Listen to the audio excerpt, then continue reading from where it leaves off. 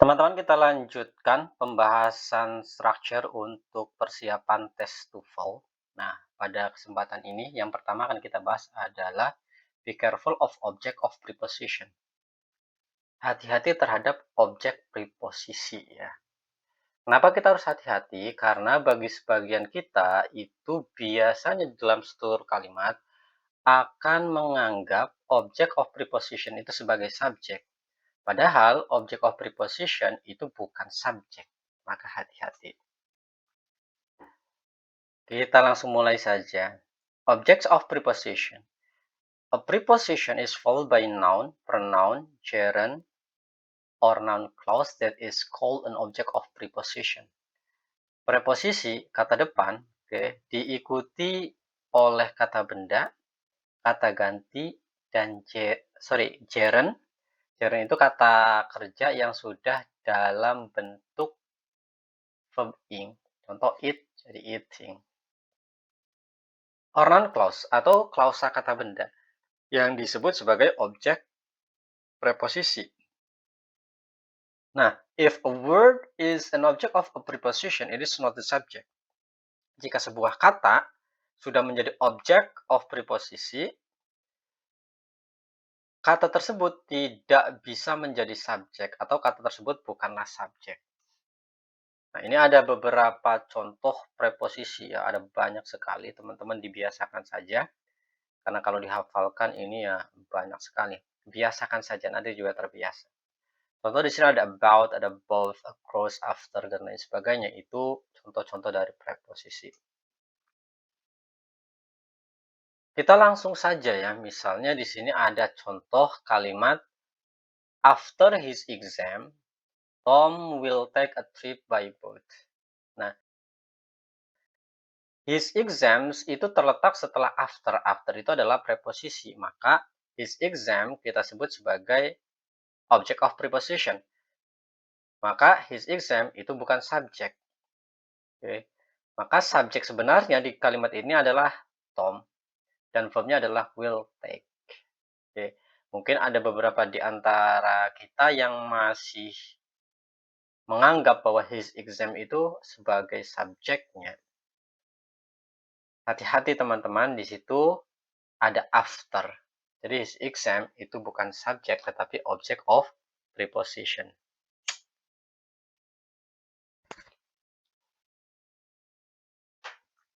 Kita langsung dalam bentuk contoh kalimat, contoh soal. With his friend, found the movie theater. Nah, his friend itu meskipun dia kata benda, tetapi dia terletak setelah with. Maka dia bukan subjek. Ingat teman-teman ya, his friend terletak setelah with. With-nya adalah preposisi, sehingga his friend-nya adalah objek dari preposisi. Maka dia bukan subjek. Selanjutnya titik-titik-titik ada found. Found itu adalah kata kerja. Find, found, found, menemukan. Maka kita langsung paham bahwa kalimat ini belum memiliki subjek. Maka untuk mengisi pertanyaan seperti ini, kita hanya mencari subjeknya. Dan ingat, subjek itu harus berupa kata benda atau klausa kata benda. Dan di sini, satu-satunya kata benda adalah be, he. Jadi, with his friend, he found the movie theater. Has itu kata kerja, later itu adverb, when juga adverb. Jadi, satu-satunya kata benda adalah he. Maka jawabannya adalah B. Di contoh soal seperti ini kita diminta untuk menganalisa kesalahan. Ada nggak kesalahan di dalam kalimat ini ya? Yang pertama itu sudah ada jawabannya bahwa kalimat ini benar. The interviews by radio broadcasters were carried live by the station. Nah, kita langsung tahu ya, the interviews itu adalah subjeknya, were carried itu adalah verbnya. Nah, kenapa radio broadcasters itu bukan subjek? Karena radio broadcasters itu terletak setelah by, dan by itu adalah preposisi. maka radio broadcaster adalah object of preposition. Nah, nomor 2 ini salah. Sekarang kita analisa letak kesalahannya di mana. In the last possible moment before take-off, took his seat in the airplane. Nah, di sini yang pertama, in the last possible moment. Oke, the last possible moment itu frasa kata benda, tetapi dia terletak setelah in. Maka in the last possible moment itu adalah object of preposition. Object of preposition tidak bisa menjadi subjek. Before take off juga sama. Kayak take off-nya terletak setelah before, dan before adalah preposisi. Dan selanjutnya took. Took kita tahu ini adalah kata kerja. Dari apa? Take, took, taken. Maka kita tahu bahwa kalimat ini tidak memiliki subjek. Makanya kalimat nomor 2 itu salah. Nah, coba sekarang teman-teman coba isi nomor 3 sampai 10. Oke, tulis di kolom komentar ya.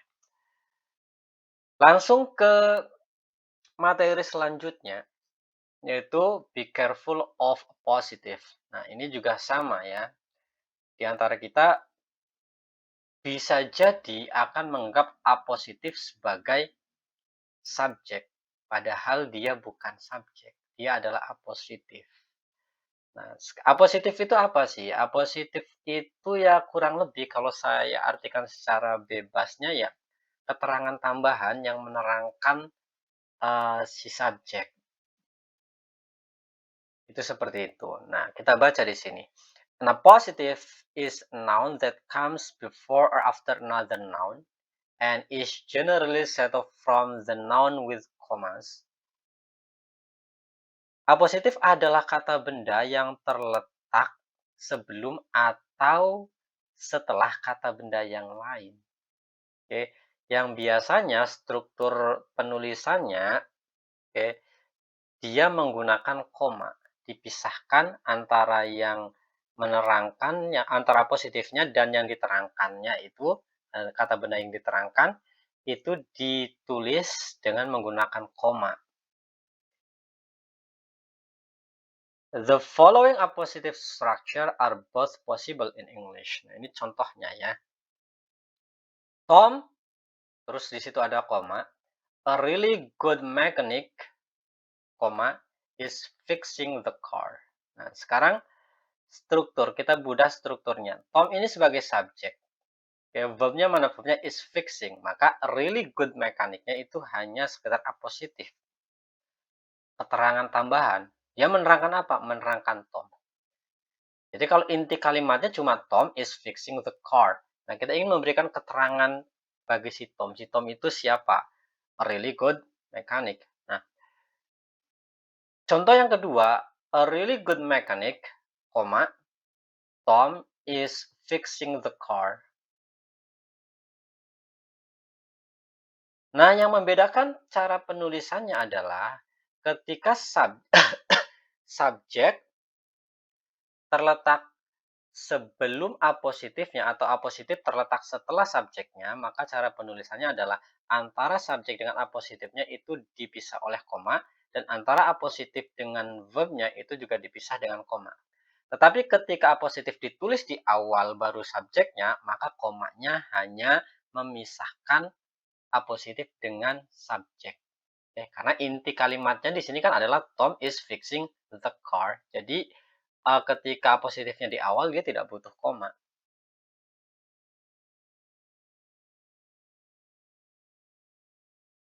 Kita langsung ke dalam contoh soal. Nah, di situ bla bla bla terus ada koma, terus ada nama orang George, terus ada koma lagi. Oke. Maka kita tahu bahwa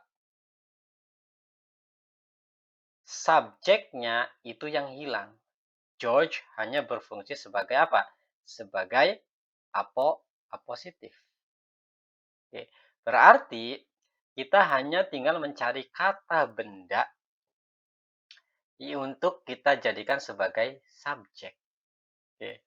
Bla bla bla, George is attending the lecture. Oke. Nah, dari keseluruhan pilihan jawaban, kata bendanya cuma satu, yaitu D, my friend.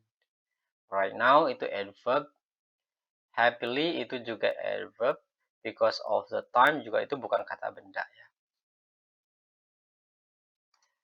Contoh selanjutnya di sini ada bla bla bla, terus koma, Sarah dan tidak ada koma lagi. Berarti kita tahu Sarah ini sebagai subjek. Oke, maka yang hilang adalah apositifnya. Oke, maka kita cari keterangan yang bisa menerangkan Sarah. Oke. Sarah rarely miss her basketball shoot. Si Sarah ini hampir tidak pernah, hampir tidak pernah gagal ketika menembakkan bola basket. Maka kita mencari keterangan yang bisa kita jadikan sebagai apositif. An excellent basketball player. Mungkin. Oke. An excellent basketball player is salah. Oke, karena apositif itu hanya berupa noun atau non phrase saja. Sementara B itu ada is-nya, ada verb-nya. Sarah is an excellent basketball player. Itu juga salah ya. Oke, itu sudah dalam bentuk kalimat, bukan frasa. Her excellent basketball play. Ini juga lebih nggak jelas ya. Jawabannya adalah A ya. Nah, sekarang kita lihat contoh. Nah, ya, saya tidak akan bahas nomor 1 karena itu sudah benar. Maka saya hanya akan bahas di nomor 2. Itu yang salah. Kita identifikasi letak kesalahannya di mana. Last semester, a friend, graduated cum laude from the university. Nah, itu komanya 2 ya. Sebelum a friend dan setelah a friend. Maka kita tahu bahwa a friend di sini hanya sebagai apositif. Graduated-nya sebagai verb. Maka yang hilang adalah subjeknya. A friend itu bukan subjek, tetapi apositif. Karena sebelumnya ada koma dan setelahnya ada koma. Maka sebelumnya itu harus kata benda yang bisa kita jadikan sebagai subjek. Dan kalimat nomor 2 ini tidak memiliki subjek. Untuk nomor selanjutnya, silakan teman-teman diisi, bisa komentar di kolom komentar ya. Terima kasih.